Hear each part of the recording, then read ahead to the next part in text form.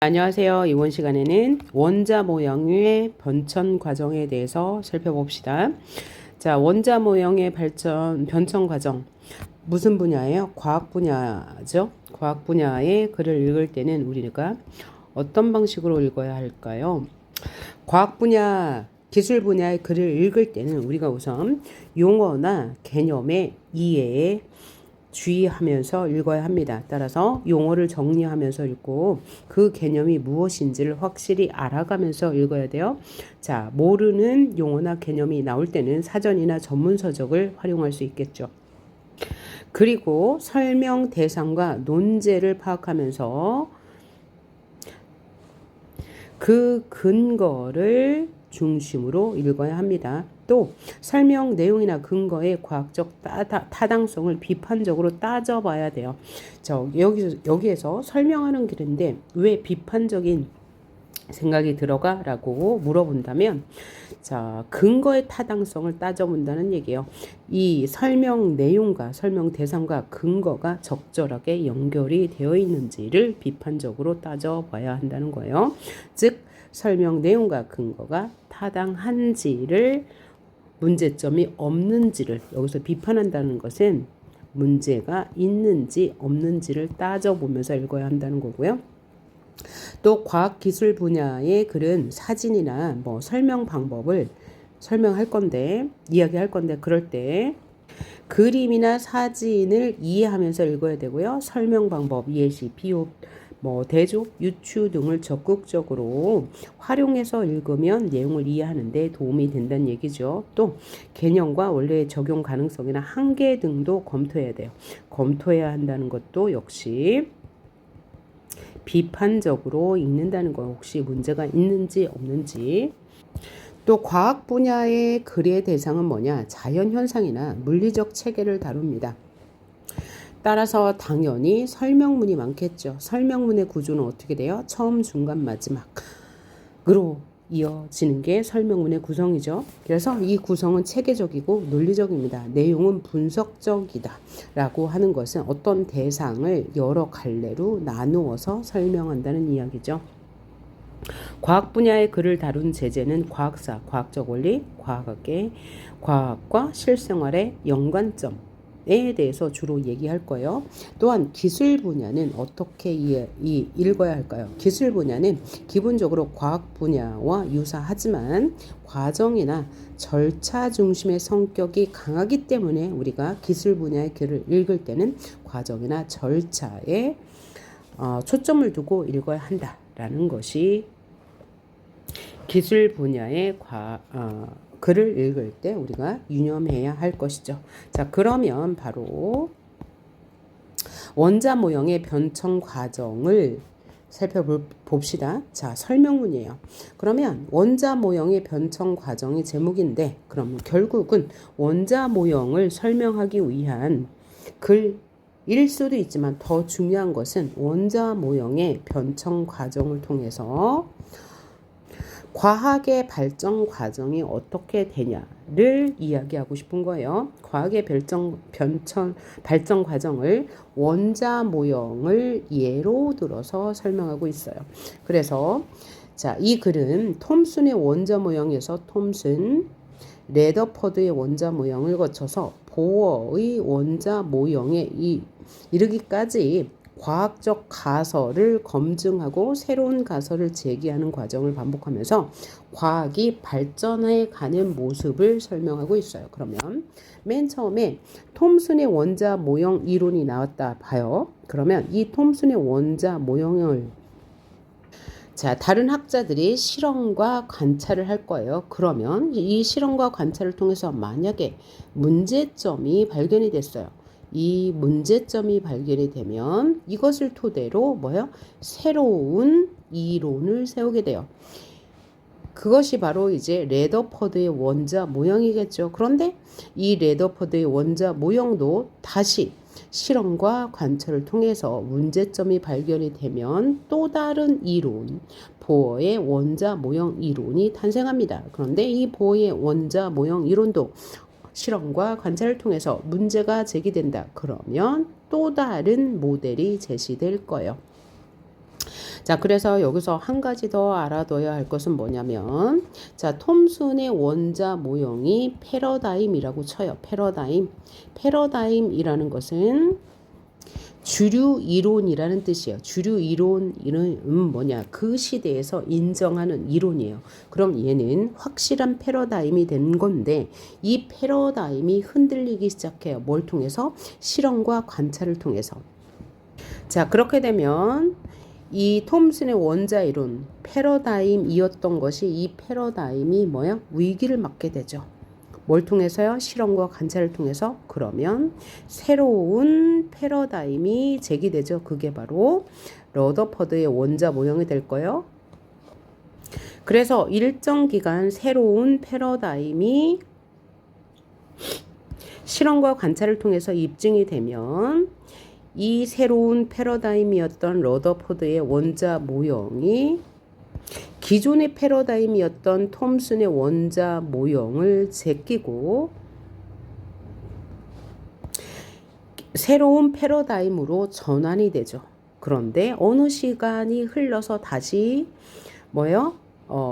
실험과 관찰을 통해서 이 러더퍼드의 원자 모형이 문제가 있음이 발견이 되면 이 기존 모델 러더퍼드의 원자 모형인 패러다임이 위기를 맞게 되고 또다시 실험과 관찰을 통해서 보어의 원자 모형이 새로운 패러다임으로 제기되고 이것이 또 실험과 관찰을 통해서 입증이 된다면 자, 확실한 패러다임이 되었다가 다시 또 다른 사람의 실험과 관찰을 통해서 위기를 맞게 되고 또 다른 패러다임이 다시 기존의 패러다임을 제끼고 패러다임이 되는 거죠.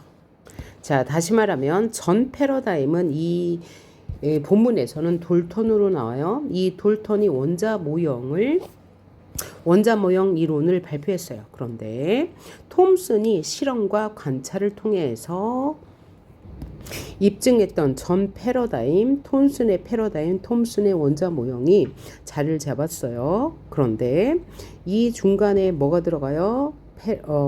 러더퍼드의 실험과 관찰이 들어가죠. 그래서 이 실험과 관찰을 통해서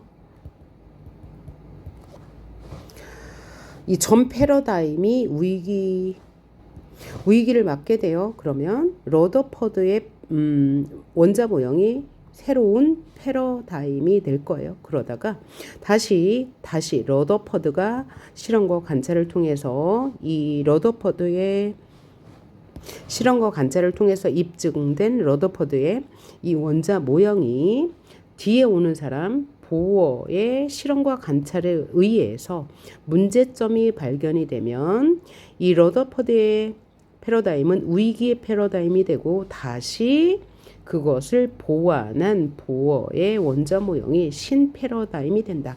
이렇게 과학은 발전한다. 이런 것을 우리는 뭐라고 해요? 과학혁명이라고 하죠. 이런 식으로 과학은 발전한다는 것을 설명해 주고 있어요. 설명문이죠. 논리적이고 통시적인 글입니다. 자, 통시적이라는 것은 시대의 변화에 따라서 내용이 전개된다는 얘기죠. 그래서 이 글에서는 가설의 제시와 이에 대한 비판을 통한 새로운 가설 제시, 그리고 이에 대한 비판을 통한 새로운 가설 제시, 반복을 통해서 과학이 발전되는 과정을 원자 모형의 변천 과정을 예로 들어서 설명하고 있습니다. 여기에서의 가설은 아마 패러다임과 일치하는 말이 될 거예요. 어떤 패러다임을 제시했어. 이에 대한 비판을 통해서 새로운 가설, 그래서 비판은 위기가 되겠죠. 새로운 가설, 그 다음 학자의 이론이 제시되고 비판을 통해서 또 다른 패러다임이 제시되고 자, 이런 과정이 바로 과학이 발전하는 과정이다 라고 설명하고 있고요. 자, 그래서 이 글에서 말하고 싶은 바는 뭐예요? 원자 모형의 번천 과정을 통해 본 과학의 발전 과정을 말하고 있습니다. 자, 톰슨이 처음 원자 모형을 제기했죠. 원자는 양전하 속에 전자들이 박혀 있는 거야 라고 제기했어요. 그럼 그 이전에는 없었나요? 있죠. 돌턴이란 돌턴이란 학자가 물질은 더 이상 쪼갤 수 없는 입자들이 모여서 이루어졌다라고 말했어요. 그런데 19세기 말에 원자를 구성하는 기본 입자들이 있다라는 것이 밝혀지면서 톰슨이 뭐라고 말했죠? 양전하 속에 원자들이 박혀 있는 거야 라고 말했더니 새로운 실험 증거를 바탕으로 러더퍼드는 질량이 큰 원자에게 전자를 공전시키는 거야 라고 이야기했고, 보어는 또 실험과 관찰을 바탕으로 전자는 특정한 에너지 준위를 갖고 있고 그것들은 원형 궤도를 돌고 있어 라는 이론을 제시했죠. 이렇게 실험과 관찰을 통해서 기존의 이론들이 위기를 맞고 새 이론이 새로운 패러다임으로 정착하면서 끊임없이 과학은 발전했다라는 것을 이야기해주고 있어요. 자, 그래서 이 글은 원자 모양이 변화되어 온 과정을 시간의 흐름, 통시적 흐름에 따라 보여주고 있고요. 각 원자 모형이 탄생하게 된 근거와 이에 대한 한계를 이야기하고 새로운 이론을 밝히고 있습니다. 그래서 새로운 원자 모형의 근거와 그에 대한 한계에 집중하면서 읽으셔야 되겠습니다. 자, 구성은 설명문이니까 처음, 중간, 마지막, 머리말, 본문, 맺은말로 이루어졌겠죠. 그래서 과학의 발전 과정을 보여줘요. 그래서 머리말에서는 모든 물질의 구성 단위인 원자를 설명하기 위해 원자 모양이 제한되었다. 왜냐하면 그 이전에는 원자란 더 이상 쪼갤 수 없는 입자들이 모여서 이루어졌다고 돌턴이 말했거든요. 그런데 실험과 관찰을 통해서 톰슨이 뭘 발견했어요? 전자라는 것을 처음 발견했어요. 그래서 양전하 속에 전자들이 박혀 있어 라고 이야기했더니 또다시 러더퍼드가 실험을 통해서 그렇지 않아 질량이 큰 원자핵이 전자들을 공전시키고 있어 라고 말했고, 부어는 다시 실험을 통해서 전자는 특정한 에너지 준위에 따라서 움직이고 있어 라고 말했죠. 그래서 끝에서는 맺은말에서 과학의 발전 과정을 요약하여서 제시하는 것으로 내용이 끝납니다. 자, 그러면 본문 볼게요. 그래서 이 본문에서 우리가 해야 할 것은 뭐라고요? 그 학자들이 이 원자 모형을 제시한 근거와 그에 대한 한계에 집중해서 읽어야 돼요. 그래서 이 글은 과학기술의 발전 과정을 예시적이고 분석적으로 이야기를 전개하고 있다는 것, 가장 큰 특징이고요. 또 다양한 설명 방식, 예시 있고 분석이 있고 인과가 있고 문답이 있고 인용이 있고 통시적 구성이 있다라는 것 확인하면서 읽어봅시다. 첫 번째 문단 볼게요. 우리 인간을 포함하여 생물체이건 무생물체이건 간에 원자로 이루어지지 않은 것이 없다. 그래서 화학뿐만 아니라 물리학, 지구과학, 생물학 등 과학은 원자 개념 없이 성립하기 어렵다. 그래서 모든 물질은 원자로 이루어졌기 때문에 원자 개념을 모든 분야에 활용한다, 적용한다 라고 말하고 있고요. 이 세상 모든 것은 원자로 이루어졌다는 리처드 파인만의 말을 직접 인용하여서 이 필자의 주장에 신뢰성을 주고 있네요. 말은 이를 잘 보여준다. 여기서 이는 뭐예요? 모든 물질은 원자로 이루어졌기 때문에 원자 개념 없이는 모든 분야를 설명할 수 없다는 거죠. 그래서 첫 번째 문제는 생물체와 무생물체는 모두 원자로 이루어졌다고 말하고 있고요. 두 번째 문제 봅시다. 그렇다면 원자란 무엇일까라고 질문하고 답을 하니까 문답법. 사람들은 아주 오래전부터 원자에 관해 연구해왔다. 그리스 철학자 데모크리스토는 물질은 아주 작고 단단하고 눈에 보이지 않는 알갱이들로 이루어졌다고 보았다. 이 알갱이들이 바로 원자겠죠. 이 알갱이를 원자라 불렀다. 시간이 지난 후 19세기 돌턴은 시간이 지난 후 라고 했으니까 통시적 구성임을 알 수 있네요. 19세기 돌턴이란 사람은 물질은 더 이상 쪼갤 수 없는 입자들이 모여 이루어져 있다는 근대 원자설을 주장하면서, 그러니까 이 돌턴은 데모크리스트의 의견을 수용한 거죠. 그 근대 원자설은 그대로 수용하면서 데모크리스트가 크리토스가 말한 원자라는 용어를 그대로 사용했어요. 그러다가 19세기 말과 20세기 초에 원자를 구성하는 기본 입자들의 실체가 밝혀지면서 원자를 설명하기 위한 원자 모형들이 만들어졌다. 자, 그래서 원자라는 개념에 대해서 최초로 이야기한 사람은 바로 누구예요? 바로 그리스 철학자, 고대 철학자 데모크리스트인데, 이 데모크리스트가 말한 원자의 개념을 누가요? 돌턴이 그대로 가져오면서 원자를 구성하고 있는 입자들의 실체가 밝혀졌어요. 그래서 원자를 설명하기 위한 모형들이 만들어졌다. 그러니까 원자 모형에 대해서 이야기하겠다라는 거죠. 그래서 이 글은 지금 통시적 구성으로 이루어졌어요. 그리스 철학자를 시작으로 근대 원자설을 말한 돌턴. 그러면 19세기 말과 20세기 초에 이 원자 모형이 밝혀졌어요. 그래서 처음 그리스로부터 19세기 말, 20세기 초 학자들에 대해서 이야기할 거예요. 그래서 이제부터는 뭐에 대해서 얘기할 거예요? 19세기 말과 20세기 초에 원자 모형 이론을 제시한 학자들의 주장과 근거, 이에 대한 한계에 대해서 이야기할 거라는 거 예측할 수 있고요. 자, 그러면 본문으로 들어가 봅니다.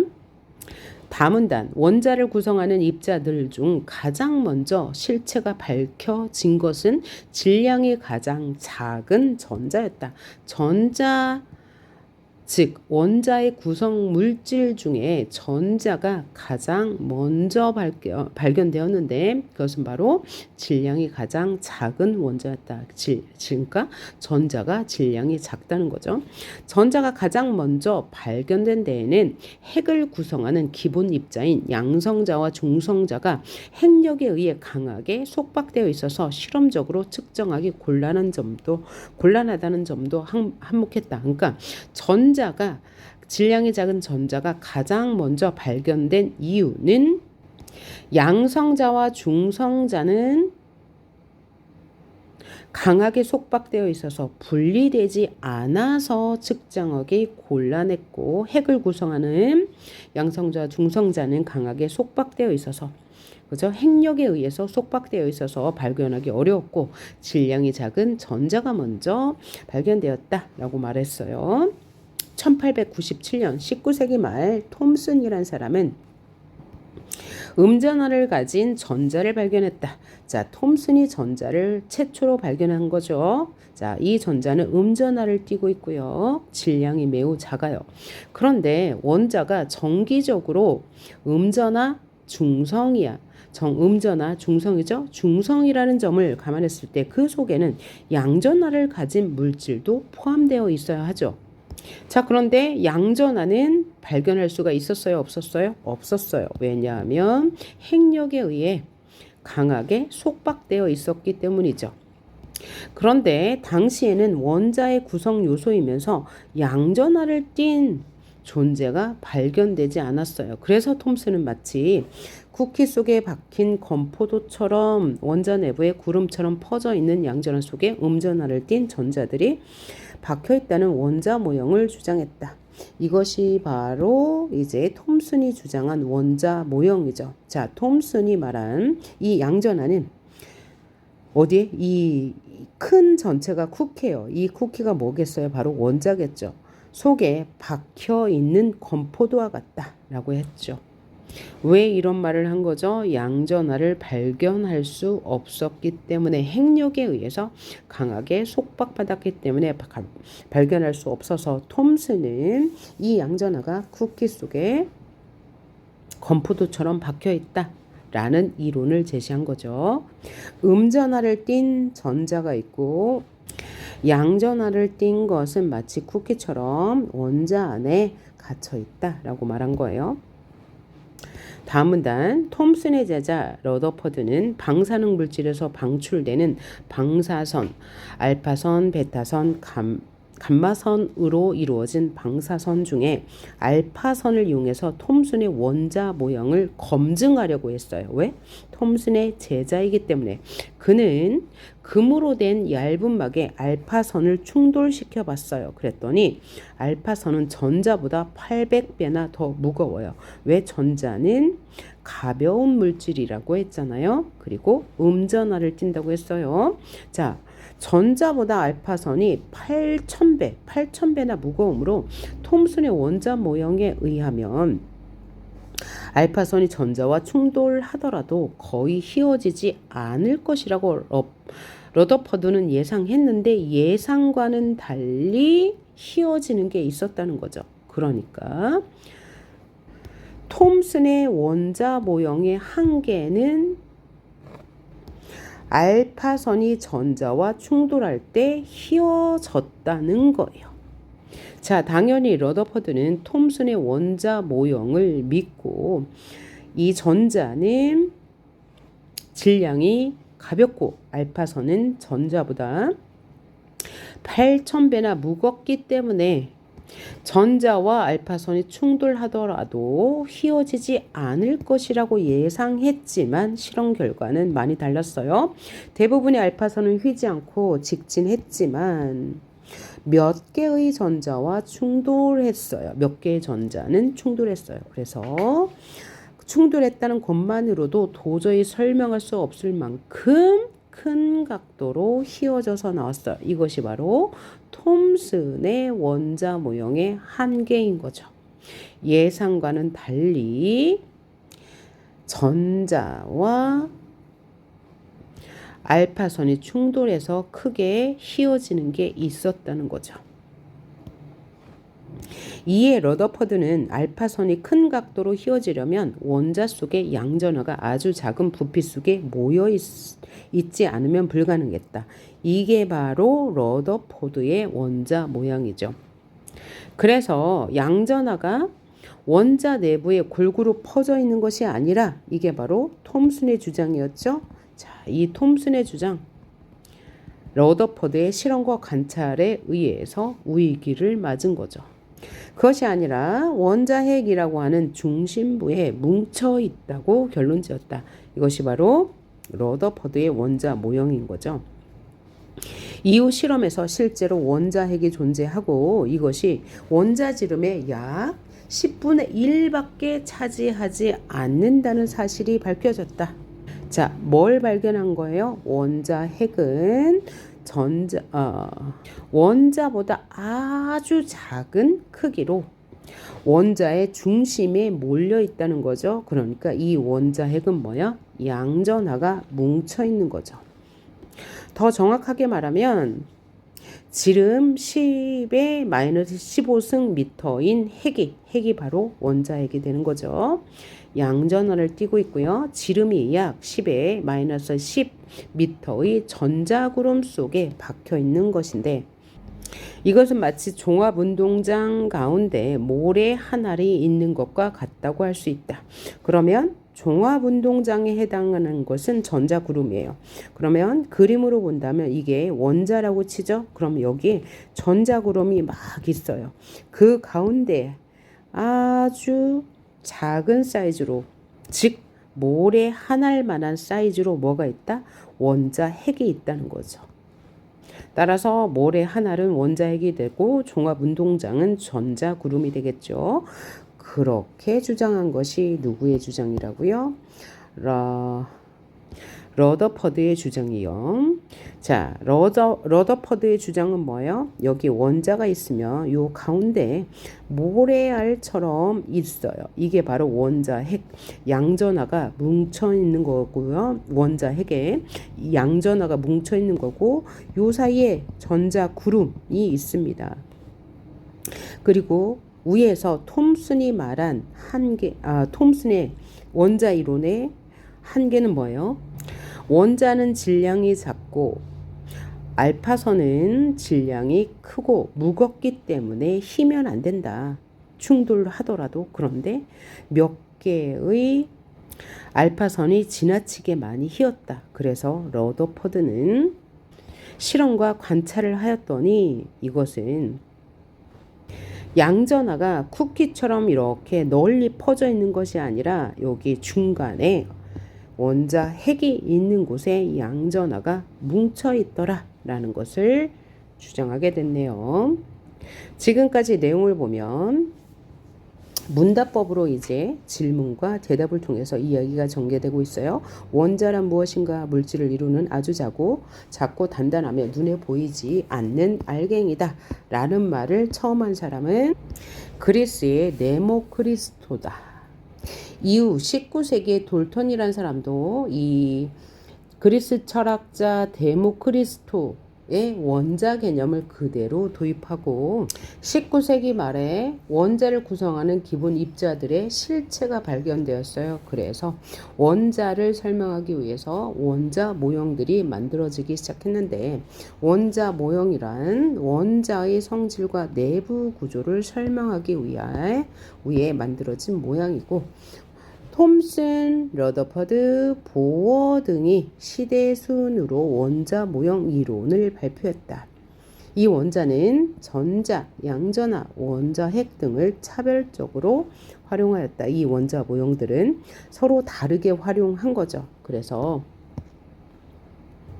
톰슨은 원자 안에 있는 전자를 최초로 발견했어요. 그런데 전자는 음전하를 띠고 있기 때문에 양전하도 분명히 있을 건데 양전하를 발견하지 못해서 커다란 쿠키라는 원자 안에 여기 전자가 있고 이 사이사이에 쿠키처럼 양전하가 박혀 있을 것이라는 이론을 내놓았어요. 그런데 러더퍼드가 톰슨의 원자 모형을 검증하기 위해서 실험을 했는데 예상 외의 결과가 나왔어요. 그것은 전자는 질량이 작고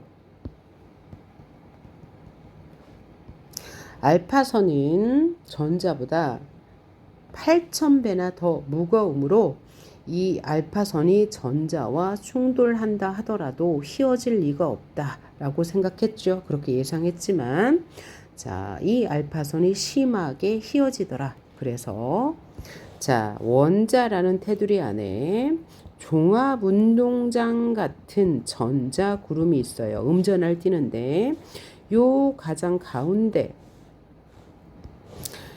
가장 가운데를 원자핵이라고 하고 원자핵 가까이에 원자핵 안에 핵 중심부에 원자핵이 몰려 있더라 라는 원자 모형 이론을 내놓았습니다. 이제 다음 문단 볼까요?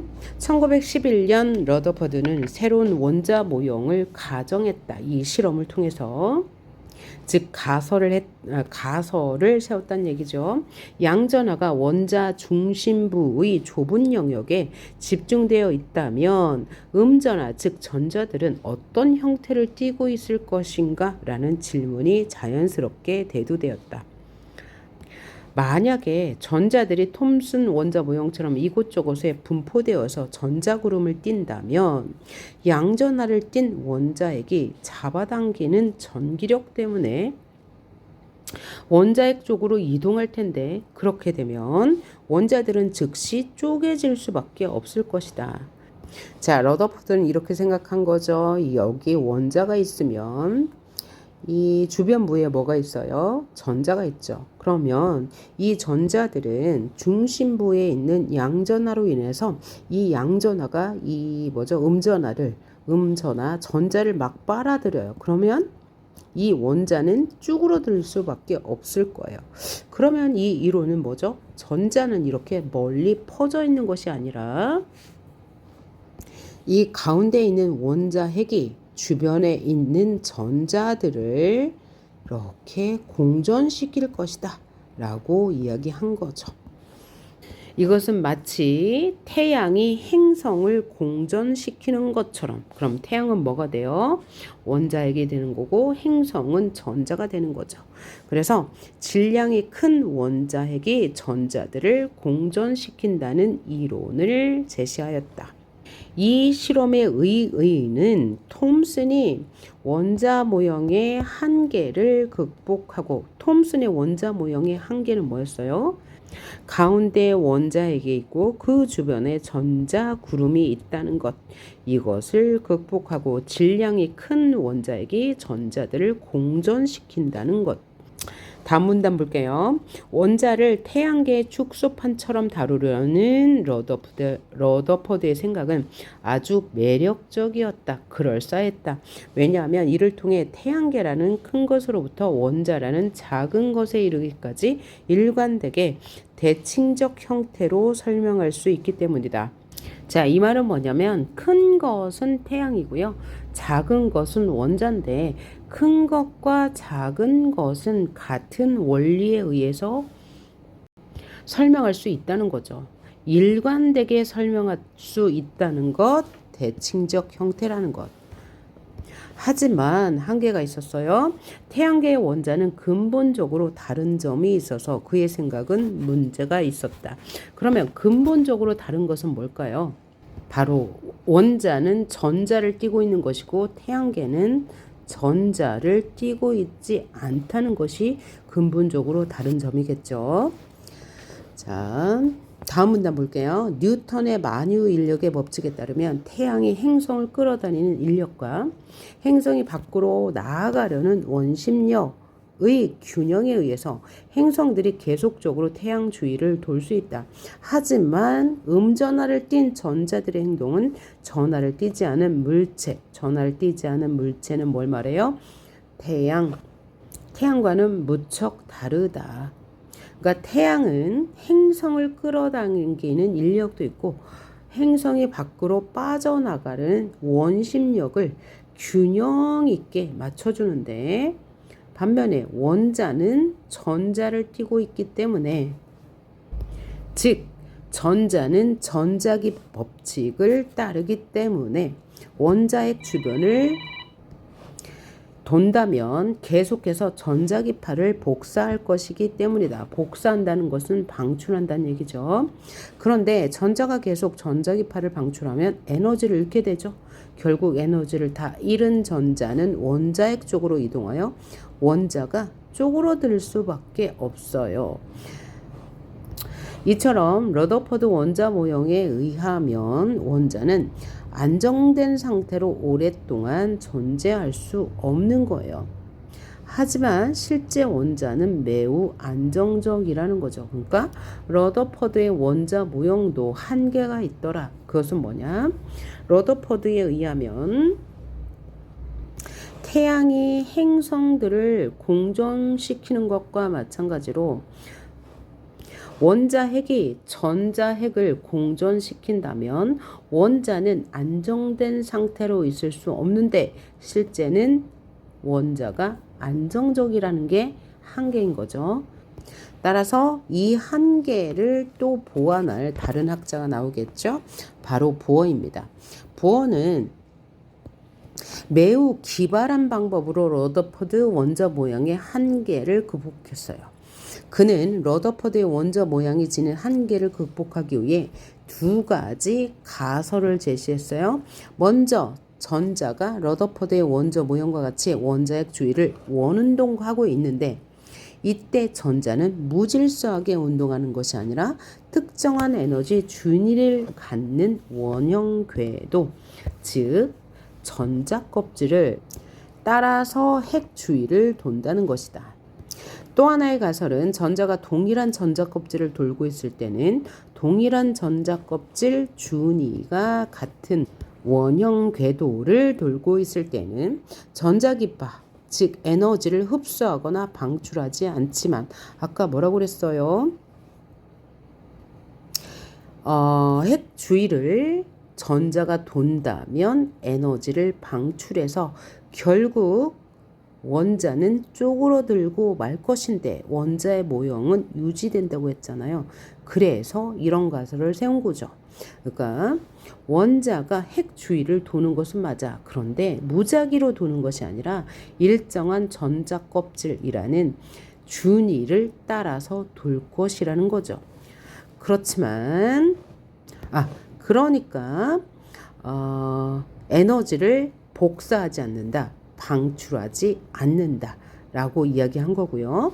하지만 다른 껍질을 돌 때는 두 전자 껍질의 에너지 준위의 차이만큼 에너지를 흡수하거나 방출할 것이다. 라고 가설을 세운 거죠. 자, 그러면 보어의 가설을 그림으로 이해해 본다면, 자, 여기 중간에 핵이 있고, 여기 얘가 뭐예요? 전자예요. 전자를 도는데 무작위하게 도는 것이 아니라 요 일정한 에너지 준위를 따라서 돈다는 거예요. 이 에너지 준위를 돌 때는 뭘 따라 돈다? 전자 껍질을 따라서 일정하게 돈다.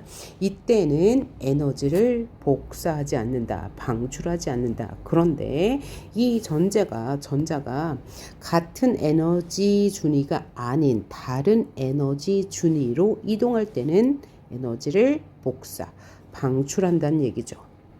이게 복사, 방출하는 게 두 번째 가설, 첫 번째 전자 껍질을 일정한 준위에 따라서 돈다는 게 첫 번째 가설이죠.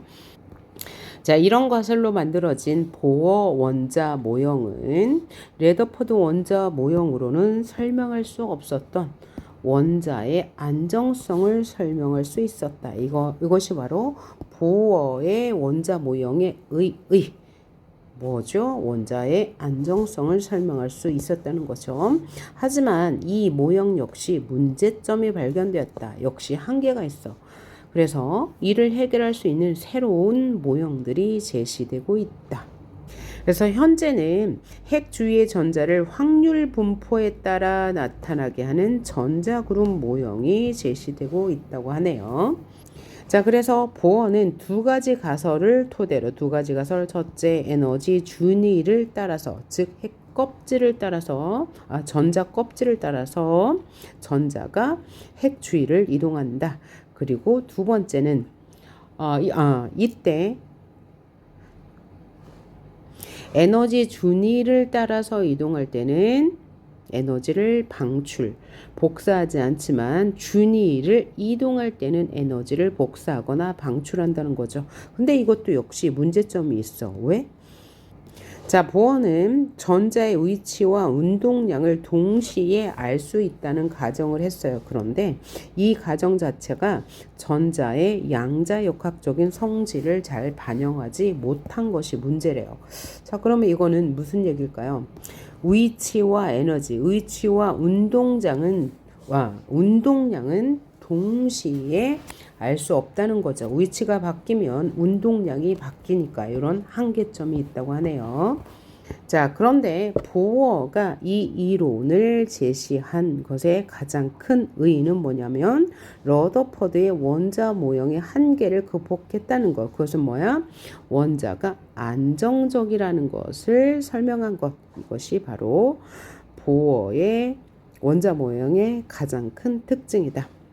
자, 이처럼 과학의 발전은 이론을 제시하고 그 이론의 한계를 밝히죠. 실험과 관찰을 통해서. 그러고 새로운 가설을 세우고 다시 실험을 하고 이 실험을 통해서 새로운 이론이 탄생되는 과정을 계속 순환하면서 과학은 발전해 온다라고 이야기하고 있어요. 자, 이제 맺은 말입니다. 이렇게 톰슨에서 시작된 원자 모형은 러더퍼드를 거쳐 러더퍼드, 보어를 비롯해 수많은 물리학자들에 의해 변화를 겪었고 이는 과학이 어떻게 발전해 가는지를 보여준다.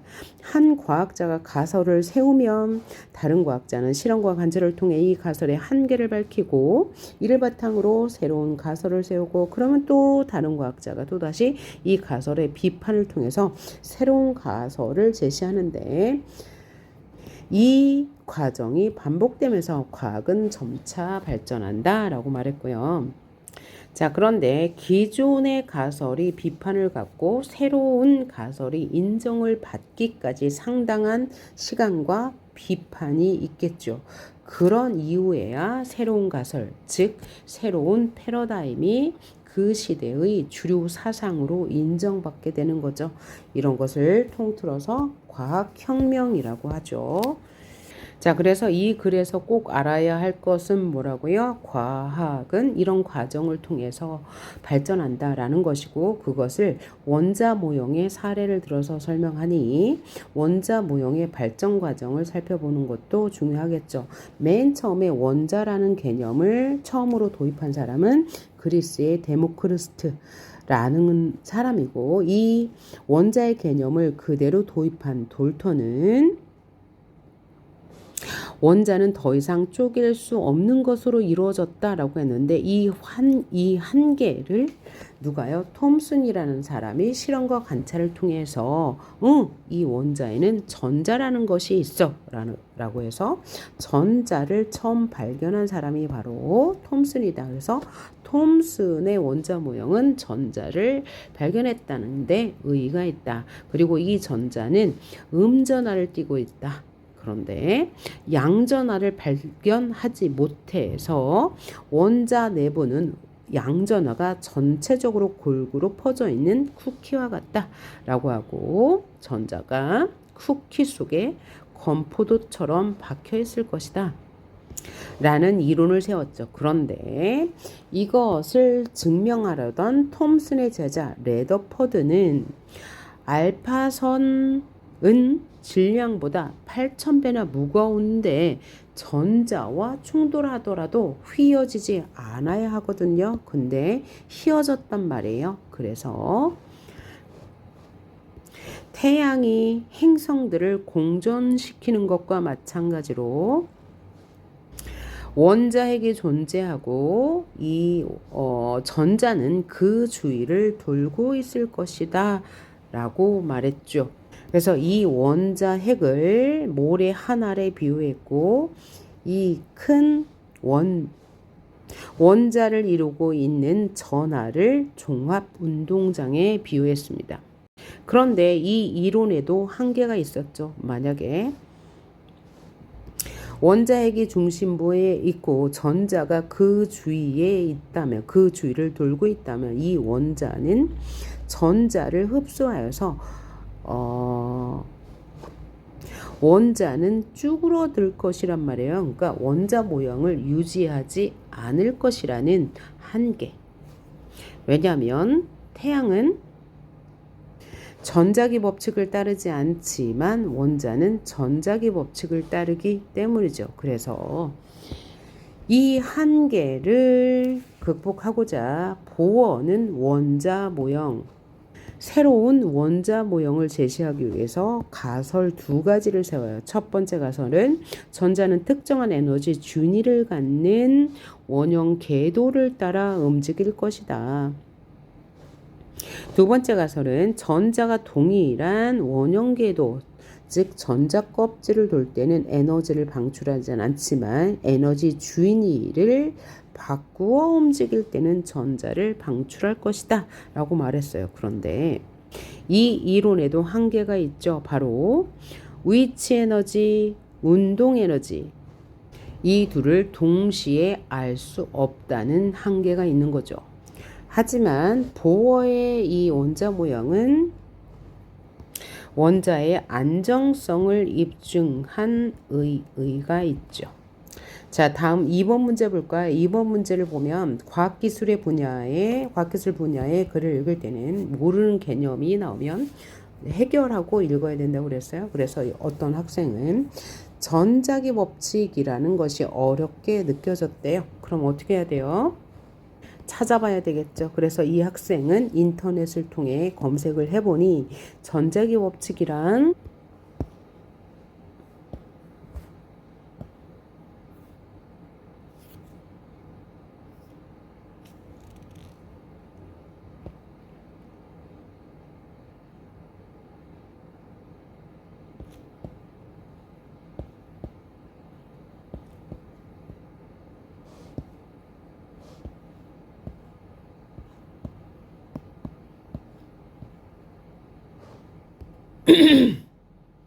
무방하겠네요. 모든 과학 활동은 패러다임에 의해 규정된다. 패러다임, 인정하는 주요 이론이라고 해도 되고, 교과서에서는 가설이라고 말했습니다. 사회 집단도 마찬가지로 시대적 패러다임에 의해 사고의 틀을 제한한다. 사고의 틀을 제한한다는 것은 그것을 진실로 믿는다라는 얘기죠. 그래서 과학은 절대적 진리가 아니라 시대적 이념의 틀에 규정된다. 규정되고 제한을 받는다는 것이다. 그러니까 과학이라는 것은 절대적 진리가 없는 거고, 시대적으로 인정하는 것이 바로 그 시대에 인정하는 과학 이론이라는 거죠. 그래서 항시 당대를 지배하는 이념, 이것이 바로 뭐예요? 패러다임이죠. 그것은 사실의 수집이나 관찰, 사실 수집 관찰, 실험, 이런 것조차 제한해요. 왜요? 패러다임이 한번 일어나면 그 패러다임은 사고의 틀에 제한받기 때문입니다. 그래서 인식의 기준을 강제하기 때문에 경우에 따라서 과학자들이 침묵하거나 과학적 진실조차 외면하기도 한다.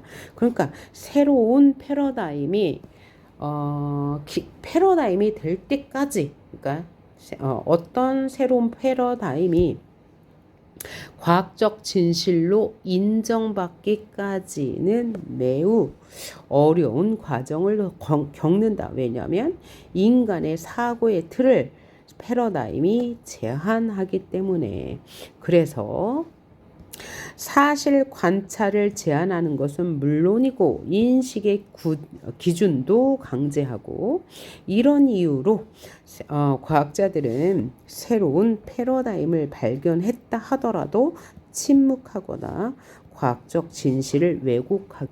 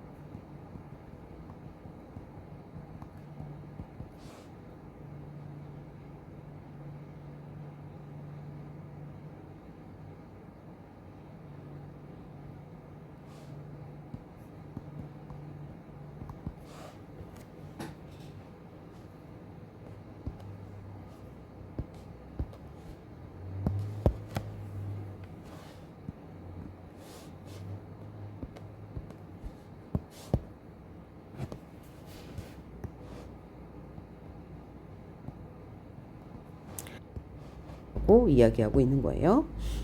자, 그럼 이러한 패러다임은 우리 생활에서도 쉽게 볼 수 있는데, 예를 들면 이런 거죠. 과거에는 직업 선택의 기준이 사회적 안정이나 수입이 얼마이냐 였다면, 현재는 아니에요. 자, 성취와 생활의 안정성, 여유 이런 전환을 막고 있습니다.